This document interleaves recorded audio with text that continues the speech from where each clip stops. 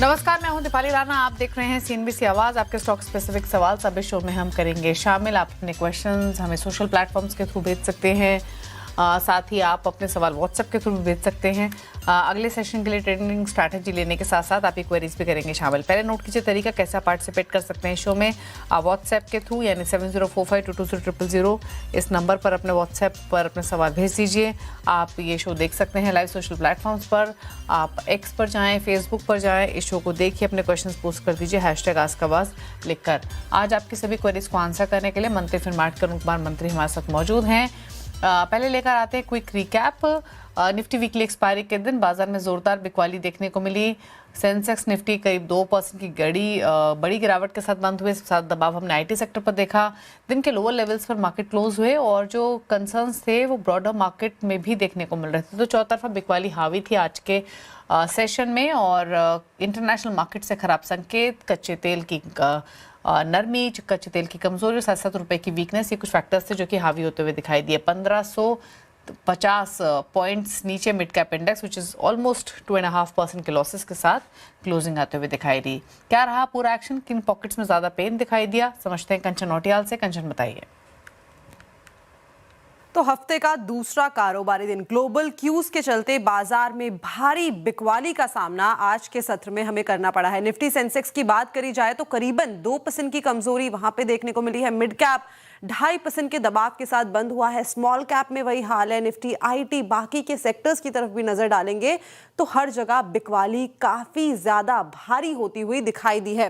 पूरा ही सेक्टर मैंने आपके सामने रख दिया है। आप देख सकते हैं पिक्चर पूरी की पूरी कितनी ज्यादा बेहाल होती हुई दिखाई दी है। मार्केट में काफी ज्यादा वॉलेटिलिटी थी। देखिए निफ्टी कैपिटल मार्केट में करीबन 2.5% की कमजोरी देखने को मिली है। PSU bank, IT, auto, capital good, oil and gas, हर जगह जो प्रेशर है वो और भी ज्यादा बढ़ता जा रहा है। क्रूड के जो प्राइस है वो 106, 107 तक हमें जाते हुए दिखाई दिए हैं। रुपया लगातार कमजोर होता जा रहा है। आईटी में अगर हम देखें तो एआई का जो डर है वो और भी ज्यादा बढ़ता हुआ दिखाई दिया है। स्टॉक स्पेसिफिक बात करें तो ओएनजीसी बिकॉज जो खबर आई है उसके बाद तेजी, हिंडाल्को और एसबीआई में हल्का फुल्का एक मोमेंटम देखने को मिला है। लूजिंग साइड में अगर हम बात करें तो Shriram Finance, Adani Port, Tech Mahindra और एचसीएल टेक में काफी ज्यादा प्रेशर रहा है। इसके अलावा आईटी में जो ओपन एआई की तरफ से नया अनाउंसमेंट आया है उसके बाद ये भारी बिकवाली आज के सत्र में हमने देखी है। और इसके अलावा ओएमसीज आज फोकस में रही है। जो सरकार की तरफ से नई अनाउंसमेंट आई है उसके चलते ये पूरा का पूरा जो मोमेंटम है, लेकिन ओवरऑल बाजार में आज काफी ज्यादा गिरावट देखने को मिली है। शुक्रिया आपका कंचन ने डिटेल्स बताने के लिए। संस्थागत निवेशकों के आंकड़े लेकर आते हैं। एफआईएस ने बिकवाली की है 1960 करोड़ की। डीआईएस ने हालांकि बाइंग की 7990 करोड़ की। अब रणनीति अगले सेशन के लिए क्या होनी चाहिए इस पर करते हैं बातचीत। अरुण नमस्कार, बताइए पहले तो निफ्टी बैंक निफ्टी पर क्या राय रहेगी अगले सेशन के लिए, कंसीडरिंग 2 सेशन का नुकसान, चार्ट्स डैमेज होते हुए दिखाई दिए। किस तरीके की स्ट्रैटेजी ट्रेडर्स लेकर कैरी फॉरवर्ड करके गए हैं और क्या रणनीति आप रिकमेंड करेंगे? देखिए, गुड इवनिंग दीपाली जी। ओवरऑल व्यू डेफिनेटली नेगेटिव है। जिस हिसाब से एफआईएस की सेलिंग है निफ्टी के और बैंक निफ्टी के ओवरऑल चार्ट्स में ब्रेकडाउन है, तो मुझे लग रहा है कहीं ना कहीं ये गैप जो बना था 23,000 से 23,100 के बीच में, वो गैप फिल होना चाहिए और कल हो सकता है आपको वो गैप फिल होता हुआ नजर आए। तो 23,000 से 23,100 यहाँ तक मुझे लग रहा है कल के सेशन में आपको निफ्टी आता हुआ नजर आ सकता है। और जो जिन्होंने लॉन्ग ट्रेड निफ्टी में पहले मिस किए थे, मुझे लग रहा है 23,100 के पास उनको मौका मिल सकता है। तक कल और एक राउंड ऑफ सेलिंग मुझे लग रहा है मार्केट में आ सकती है और 23,100 तक के लेवल्स निफ्टी में देखने को मिल सकते हैं। और सिमिलर व्यू बैंक निफ्टी में भी है। बैंक निफ्टी में भी मुझे लग रहा है एटलीस्ट 500 से 700 पॉइंट की गिरावट और आपको देखने को मिल सकती है। अराउंड 50 to 800 के आसपास बैंक निफ्टी का भी गैप फिल होता है। तो 50 to 800 से 50 to 700 के बीच में मुझे लग रहा है बैंक निफ्टी भी आना चाहिए और वहां से एक रिवर्सल आपको मार्केट में देखने को मिल सकता है। तो कल फर्स्ट हाफ में मुझे लग रहा है मोस्टली मार्केट नीचे रहना चाहिए और नीचे से शायद आपको रिवर्सल सेकंड हाफ में देखने को मिले। ओवरऑल थोड़ा ओवरसोल्ड जोन में है, 0.6 0.5 के आसपास पीसीआर है। तो कल मुझे लग रहा है एक राउंड ऑफ सेलिंग आपको जरूर देखने को मिलेगी और हो सकता है सेकंड हाफ में आपको एक रिकवरी भी देखने को मिल सकती है। ओके, स्टॉक स्पेसिफिक स्ट्रैटेजी क्या रेकमेंड करेंगे? देखिए, एक बाई एक सेल है। बाई में मुझे लग रहा है मेटल स्टॉक्स में एक अच्छा ब्रेकआउट है, तो हिंडाल्को में खरीदने की सलाह रहेगी। 1041 के आसपास खरीदे, 1028 का स्टॉप लॉस रहेगा और 1078 1085 तक के टारगेट हिंडाल्को में देखने को मिल सकते हैं। निफ्टी ऑटो में एक ब्रेकडाउन है, तो हीरो मोटो को सेल करने की सलाह रहेगी। 5090 के आसपास बेचे, 5145 का स्टॉप लॉस लगाए। नीचे में 4985 तक के टारगेट्स हीरो मोटो में भी आ सकते हैं। तो एक बाई एक सेल, ये दोनों ट्रेड आप लेके चल सकते हैं। ओके, एक बाय एक सेल का ट्रेड रेकमेंड किया गया है। बात करते हैं व्यूअर से। देवेंद्र सिंह फिरोजाबाद से कनेक्टेड है। देवेंद्र जी नमस्कार, पूछिए अपना सवाल। मेरा सवाल है श्रीराम फाइनेंस पे डाया शेयर है 982 पे, क्या करना है ओके, आपका नजरिया क्या है? इस साल के लिए? ओके, 982 की बाइंग है, फिलहाल 50 रुपए नीचे है, क्या करना चाहिए इन्हें? देखिए, चार्ट काफी अच्छा है, कोई दिक्कत नहीं है। मार्केट के साथ जरूर स्टॉक्स नीचे आए 880 के आसपास। एक मजबूत सपोर्ट स्टॉक में कल शायद आपको स्टॉक आप वापस 910 तक भी शायद आपको देखने को मिले, पर मुझे लग रहा है मोमेंटम पॉजिटिव है और 880 के नीचे स्टॉक में वीकनेस आएगी, तो स्टॉक में बने रहने की सलाह है। क्वांटिटी थोड़ी ज्यादा है, पर फिर भी बने रहें। 880 का एक स्टॉप लॉस जरूर मेंटेन करें। ओके, 880 का स्टॉप लॉस मेंटेन करने की सलाह है, होल्ड कीजिए। आकाश घोष हैं कोलकाता से। आकाश नमस्कार, पूछिए अपना सवाल। मेरे पास HDFC का शेयर है 779 के भाव से 710 और रेमंड्स ओके, रेमंड्स का स्टॉक से 637 800 क्वांटिटी पे, तो मुझे क्या करना चाहिए? आपका नजरिया क्या है दोनों शेयर्स में, ये बताइए पहले। मेरा लॉन्ग टर्म विजन है, मतलब मैं 1-2 साल तक होल्ड कर सकता हूँ। अगर प्रॉफिट बुकिंग हो Okay. सकता है तो वो भी करके जा सकता हूँ। ओके, साल 2 साल रुक सकते हैं। रेमंड रियल्टी 637 की बाइंग है और HDFC बैंक 779 की बाइंग है। क्या करें दोनों पोजीशंस में साल 2 साल के पॉइंट ऑफ व्यू से? और देखिए, दोनों के चार्ट अगर आप कंपेयर करते हैं तो HDFC का चार्ट थोड़ा साइडवेज है और नीचे में मुझे लग रहा है 700 के आसपास एक अच्छा बेस स्टॉक ने बनाया है, तो 700 का लेवल शायद आपको बीच ना होता हुआ नजर आए और वहां से एक रिवर्सल जरूर आ सकता है, तो स्टॉक में बने रहे। वैसे भी लार्ज कैप है, थोड़ा स्लो मूविंग जरूर रहेगा। 700 के आसपास स्टॉप लॉस लगा के HDFC बैंक में जरूर होल्ड करने की सलाह रहेगी।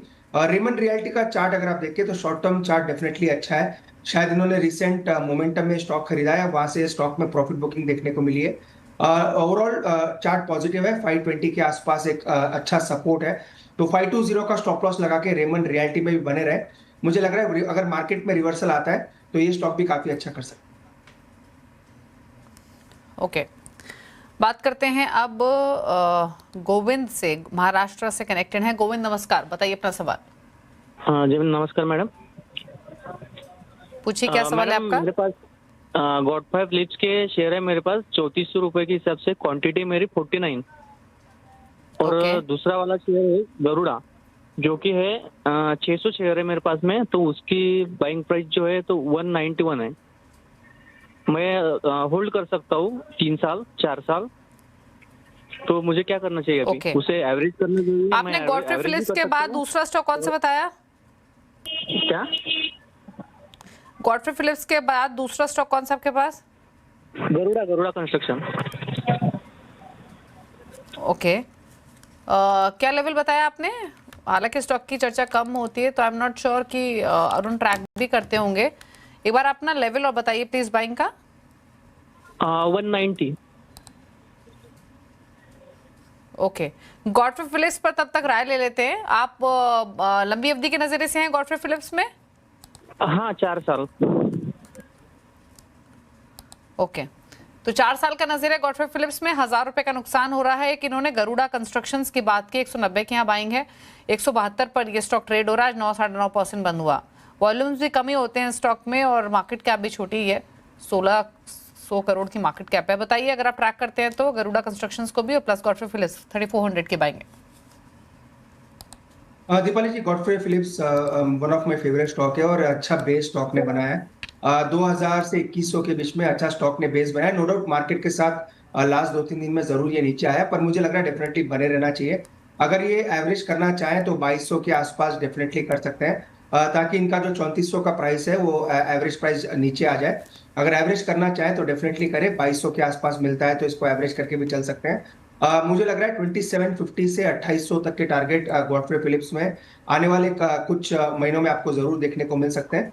तो गॉडफ्रे में बने रहने की सलाह रहेगी। गरुड़ा कंस्ट्रक्शन का चार्ट अगर आप देखें, ओवरऑल साइडवेज है और ज्यादा वॉल्यूम्स नहीं है, जैसा कि आपने सही कहा। नीचे में 155, ऊपर में 190, इसी के बीच में स्टॉक ट्रेड कर रहा है। तो गरुड़ा पे मेरा व्यू पॉजिटिव नहीं रहेगा, कोई भी उछाल पे एग्जिट कर दें। 178 180 में मिलता है तो स्टॉक से एक बार का निकल। ओके, बात करते हैं अब अगले व्यूअर से। रमेश कर राजस्थान से हैं, उनसे बातचीत करते हैं। रमेश नमस्कार, बताइए क्या सवाल है आपका। मैडम मेरे पास 10 शेयर तो हैं एबीबी के। ओके, मेरी किस भाव की बाइंग है? 6324 रुपए,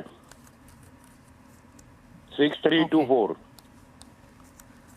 6324 आपकी बाइंग है एबीबी में, राइट? जी जी मैम। और इसके अलावा कोफोर्ज भी आपके पास? 25 शेयर मैडम, सीमेंट के 25 शेयर।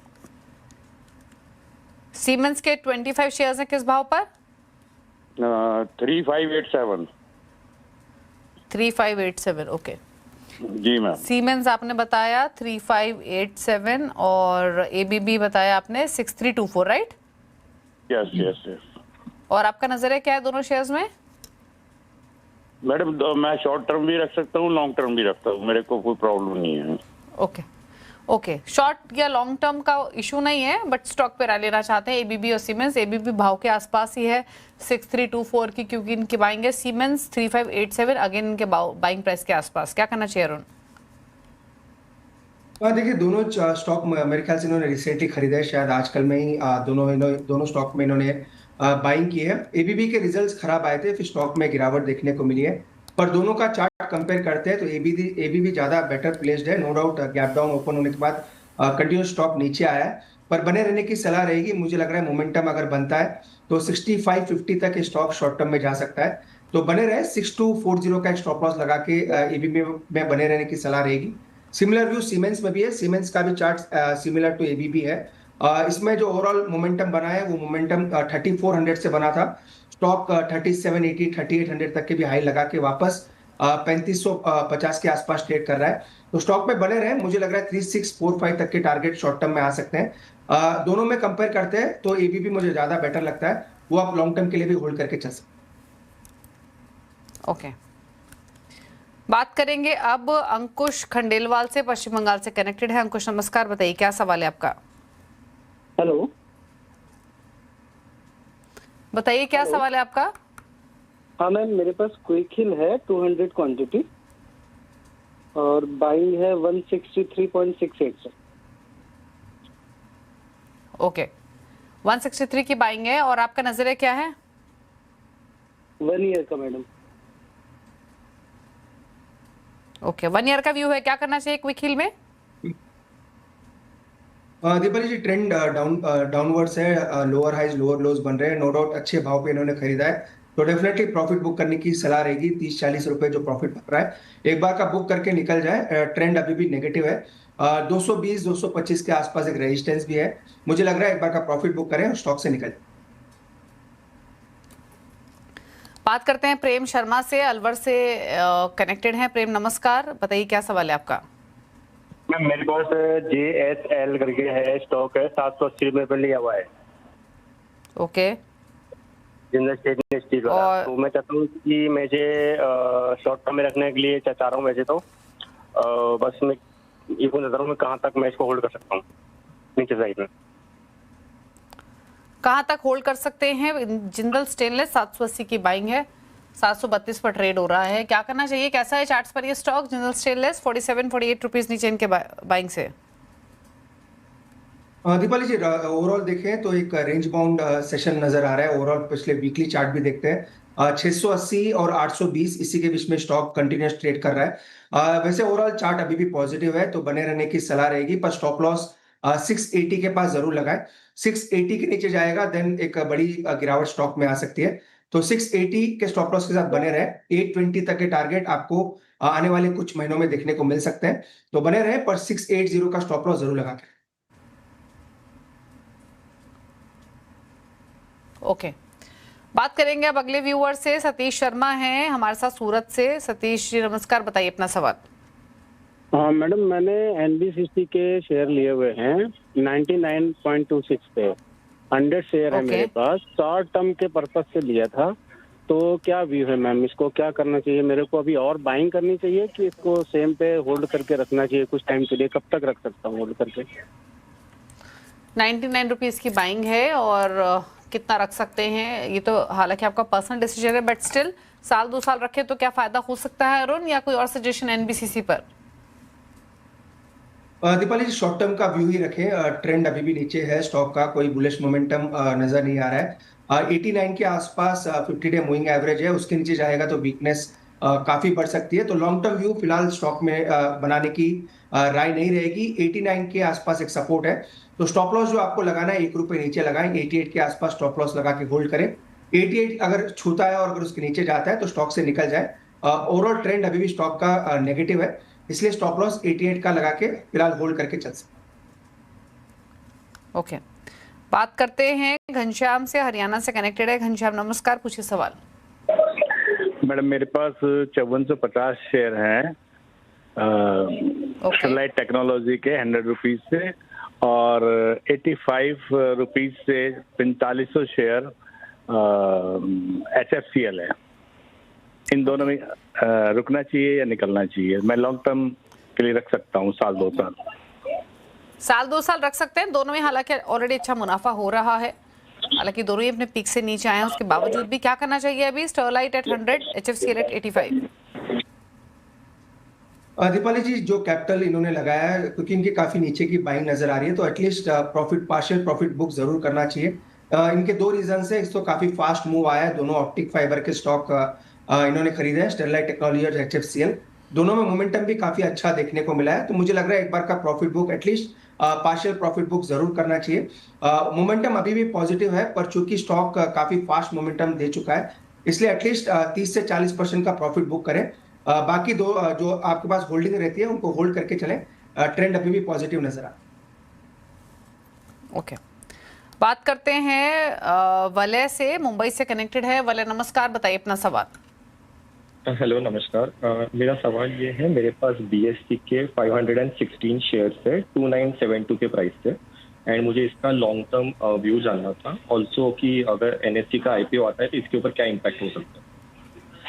ओके, BSE पर क्या सलाह? ऑलरेडी 3000 के आसपास के बाइंग अच्छे मुनाफे में हैं, क्या सजेशन रहेगा? देखिए दीपाली जी लॉन्ग टर्म हमने इसमें होल्ड करने की सलाह दी है। जब इन्होंने सही कहा, NSE के IPO आने तक मुझे लग रहा है मोमेंटम पॉजिटिव रहेगा, और NSE के IPO के बाद आपको स्टीप प्रॉफिट बुकिंग भी शायद आपको BSE में देखने को मिल सकती है, तो वो चीज का जरूर ध्यान रखें, क्योंकि ऑलरेडी स्टॉक ये काफी चल चुका है और 4000 के आसपास जाके वापस प्रॉफिट बुकिंग दिखा रहा है। तो बने रहे जब तक NSE का IPO ना आ जाए, इसमें बने रहने की सलाह रहेगी। सेकेंडली ट्रेंड पॉजिटिव है और 3550 के आसपास एक ब्रेकआउट हुआ है, तो 3550 के आसपास अपना ट्रेलिंग स्टॉप लॉस जरूर लगा के रखें। 500 रुपए अपना जो प्रॉफिट है उसको लॉक इन करें। बाकी मुझे लग रहा है मोमेंटम अभी भी पॉजिटिव है, तो बने रहने की सलाह रहेगी, पर 3550 का एक स्टॉप लॉस जरूर लगा के। बात करते हैं मोहित पवार से, फरीदाबाद से कनेक्टेड है हमारे साथ सवाल पूछने के लिए। मोहित नमस्कार, बताएं अपना क्वेश्चन।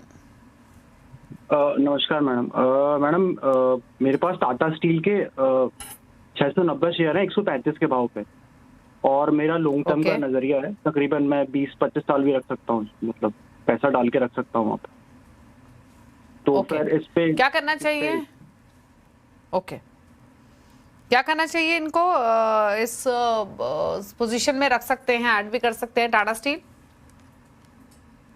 देखिए कोई दिक्कत नहीं है, ये काफी लंबा व्यू रखने की बात कर रहे हैं, पर स्टिल टेक्निकल्स के हिसाब से अगर आप देखें तो 170 के ऊपर इसका ब्रेकआउट हुआ है, और इससे पहले का जो ब्रेकआउट था वो 135 के आसपास था, तो 170 के ऊपर ब्रेकआउट करके प्रॉपरली स्टॉक ट्रेड कर रहा है, तो बने रहने की सलाह रहेगी। अगर आप एक्सटेंशन निकालते हैं तो 255 तक के टारगेट तो मुझे इमीडिएट तौर पर स्टॉक पे नजर आ रहा है।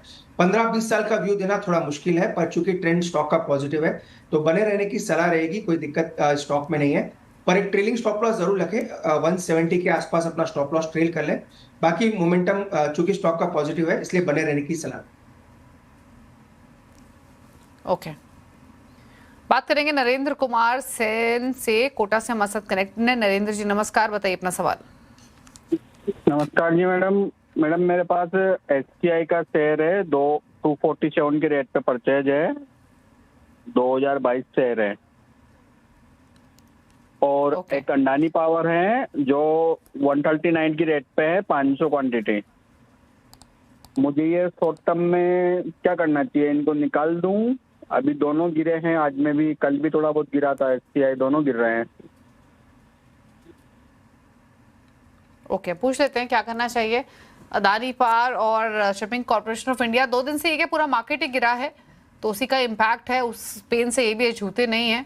बट स्टिल ब्रॉडर पर्सपेक्टिव से बात कर लेते हैं, क्या राय रहेगी उन दोनों शेयर्स पर, Shipping Corporation of India and Adani Power? Deepali ji, SCI में होल्ड करने की सलाह है। मुझे लग रहा है ये मोमेंटम जो शिपिंग स्टॉक्स में बना है थोड़ा पॉजिटिव रहना चाहिए। नो डाउट 2 दिन से मार्केट के साथ जरूर स्टॉक गिरे हैं, पर 300 के ऊपर जो ब्रेकआउट हुआ है काफी स्ट्रॉन्ग ब्रेकआउट है, मुझे लग रहा है वो होल्ड करेगा। तो डेफिनेटली बने रहे, थोड़ा पेन जरूर रहेगा, शायद 1 से 2 दिन और पेन आ सकता है, पर 300 रुपए के नीचे जब तक नहीं जाता मुझे लग रहा है मोमेंटम इसमें ऊपर का वापस बन सकता है। तो 300 का स्टॉप लॉस लगा के SCI में होल्ड करें। अडानी पावर में प्रॉफिट बुक करने की सलाह रहेगी। आज एक रिवर्सल के क्लियर साइंस है और काफी स्टॉक आज नीचे की तरफ आया भी है, तो अडानी पावर को प्रॉफिट बुक करके एक बार का निकल जाए। मुझे लग रहा है 180 185 के पास वापस ये स्टॉक आपको मिल सकता है।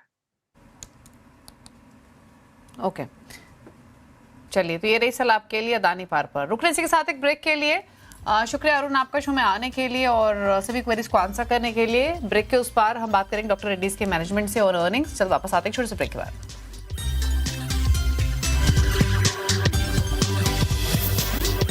आप देख रहे हैं सीएनबी से आवाज, बात करेंगे डॉक्टर रेड्डीज की, जहां पर नंबर्स आए हैं। नंबर्स एक्सपेक्टेशन से लोअर साइड पर रहे हैं, मुनाफे में एक बड़ा डेंट देखने को मिला है, हालांकि उसके पीछे एक्सेप्शनल फैक्टर्स रहे हैं। एबिटा की बात करें तो वहां भी और मार्जिन, एबिटा में भी गिरावट देखने को मिली है, मार्जिन हालांकि थोड़े फ्लैट रहे हैं, स्लाइटली इंपैक्ट देखने को मिला है। नंबर से बातचीत करने के लिए डॉक्टर रेड्डीज लेबोरेटरीज के CFO MV नरसिम्हम हमारे साथ मौजूद हैं। सर नमस्कार, स्वागत है आपका। तो फर्स्ट ऑफ ऑल अगर प्रॉफिटेबिलिटी को देखें तो एक 86% की बड़ी गिरावट देखने को मिल रही है। कौन कौन से फैक्टर्स रहे हैं जिसके कारण ये प्रेशर आते हुए दिखाई दिए? मोस्ट इंपॉर्टेंट, क्योंकि पिछले 2 क्वार्टर से कंसिस्टेंटली मुनाफे पर दबाव देख रहे हैं, यहाँ से आगे जाते हुए प्रॉफिटेबिलिटी ग्रोथ को लेकर आपका व्यू क्या है?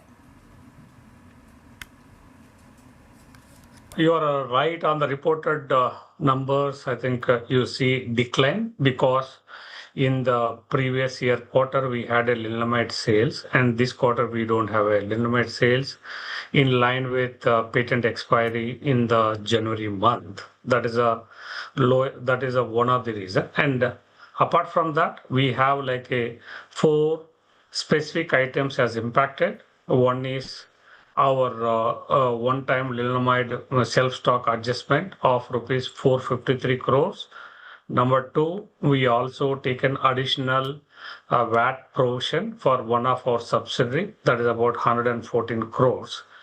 If you adjust these 2 numbers, our sales is in line with our guidance in double-digit growth. Without lenalidomide, if you take out last year lenalidomide and then our base business. Number 2, our EBITDA also becomes 19.5%. This is the first quarter you see without lenalidomide what is the EBITDA margin, that is 19.5%. And PBT also is impacted apart from these 2 items. Another 2 impairment line items. One is we have discontinued our CAR-T trials. Hence, I think we took impairment on those entire assets what we are carrying in our balance sheet. Number 2, also what we have in-licensed this one of the from the Immutep Australia-based company. Then the trials got failed, and then we took overall amount 20 million we paid, 50% there's a refund clause, and then balance 50% we took the impairment. So if you take out these 4 specific items, our underlying financials from the normal operations, sales, we are having double-digit growth. EBITDA margin is at 19.5. Even PBT margin also increases significantly. So then, this is for the quarter. And going forward also, we want to see clearly first, we want to sustain the EBITDA margin at 20%. And then we also, our aspiration, what we are saying, 25%, we want to move. Okay. Yes, sir, but we have seen consistent pressure on Revlimid sales, which has impacted earnings over a period of time. Now, talking about future outlook, आपने consistently maintain किया है कि जो generic दवा है semaglutide, उसके generic products पर आप focus कर रहे हैं. Indian markets में already drug आप launch कर चुके हैं ओबेडा के नाम से. Indian markets में क्योंकि मार्च में आपने launch किया है, तो so far किस तरीके के ग्रोथ देखने को मिल रही है, क्या प्रोस्पेक्ट्स आप इंडियन मार्केट्स में देख रहे हैं? Since you have plans to launch it in overseas market, especially in Canada, what's the update? Yeah. So this semaglutide on the day one, we have launched the one semaglutide in India. We are the first company to secure the approvals, and then launch went very well. And what in the market, we are also creating what we are getting for our product. Number of prescriptions also is very healthy, and overall this product in India launch is going well. Then the next big one, also we have just announced, we have got approval from Canadian authorities. Then Canada overall, this product potential is very high. Apart from us, another competitor also received the approvals. Even with 3-player market like Dr. Reddy's, another competitor, plus innovator. So we believe, I think, considering this overall size of opportunity, we believe there is a potential to get the market share in Canada, and we are going to launch in Canada within a few days. Okay. चलिए, शुक्रिया sir आने के लिए, CBC आवाज पर earnings पर comment करने के लिए. Thank you so much and good luck आपको कमिंग क्वार्टर्स के लिए. तो ये आपने सुना डॉक्टर रेड्डीज के मैनेजमेंट को अर्निंग्स पर आगे का आउटलुक शेयर करते हुए. और इसी के साथ एक ब्रेक का भी वक्त हो गया. इशू में तो इतना है. ब्रेक के बाद भी खबरें जारी सीबीसी आवाज पर. नमस्कार.